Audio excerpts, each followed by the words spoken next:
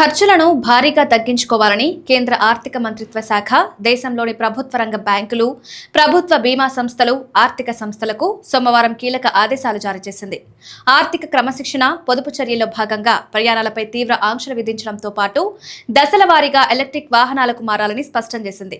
ఈ కొత్త నిబంధనలు state bank of India, bank of Baroda, life insurance corporation of India వంటి దిగ్గజ సంస్థలతో పాటు దేశవ్యాప్తంగా ఉన్న లక్షలాది మంది ఉద్యోగులకు వర్తించనున్నాయి. అత్యవసరమైతే తప్ప అన్ని రకాల సమావేశాలు, సమీక్షలు, సంప్రదింపులను వీడియో కాన్ఫరెన్స్ ద్వారానే నిర్వహించాలి. సంస్థల చైర్మన్లు, మేనేజింగ్ డైరెక్టర్లు, చీఫ్ ఎగ్జిక్యూటివ్ ఆఫీసర్లు విదేశీ ప్రయాణాల్లో పరిమితి పాటించాలని తెలిపింది.